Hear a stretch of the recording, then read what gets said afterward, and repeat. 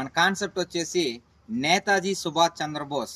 ఈ నేతాజీ సుభాష్ చంద్రబోస్ 1897 జనవరి 23వ తేదీన ఒడిశాలోని కటక్ అనే ప్రదేశంలో జన్మించాడు.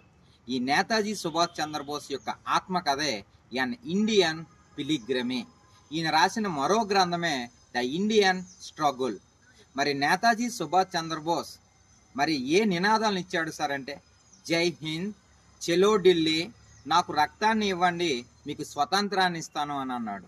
నేతాజీ సుభాష్ చంద్రబోస్ సివిల్స్కి ప్రిపేర్ అయ్యి ఐపీఎస్కు ఎన్నికయ్యి స్వతంత్ర ఉద్యమంలో భాగంగా, సహాయ నిరాకరణ ఉద్యమంలో భాగంగా తన పదవిని త్యాగం చేసిన గొప్ప వ్యక్తి ఎవరు సార్ అంటే నేతాజీ సుభాష్ చంద్రబోస్. ఆ నేతాజీ సుభాష్ చంద్రబోస్ మరి 1897 జనవరి 23 అంటే ఇదే రోజున జన్మించడం జరిగింది. ఆయన జన్మదినోత్సవాన్నే నేతాజీ ప్రేమ్ దివాస్ అని, జాతీయ పరాక్రమ దివాస్ అని పిలవడం జరుగుతుంది. మరి నేతాజీ సుభాష్ చంద్రబోస్ ఐఎన్సికి 2 సార్లు అధ్యక్షత వహించడం జరిగింది.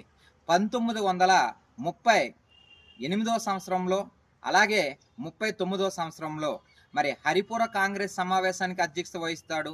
త్రిపురి కాంగ్రెస్ సమావేశానికి అధ్యక్షత వహిస్తాడు.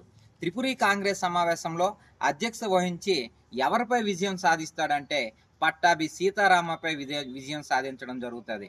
అప్పుడే గాంధీజీ పట్టాభి ఓటమని ఎప్పుడైతే అన్నాడో ఐఎన్సికి రాజీనామా చేసి అదే సంవత్సరంలో ఫార్వర్డ్ బ్లాక్ అనే పార్టీని స్థాపిస్తాడు నేతాజీ సుభాష్ చంద్రబోస్.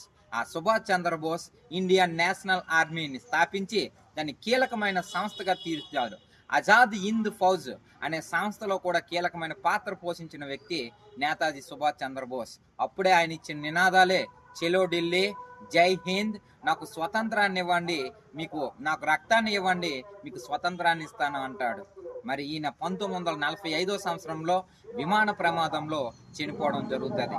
ఇలాంటి వీడియోలు మరిన్ని కావాలనుకుంటే నా ఛానల్ సబ్స్క్రైబ్ చేయండి, షేర్ చేయండి, లైక్ చేయండి. Thank you.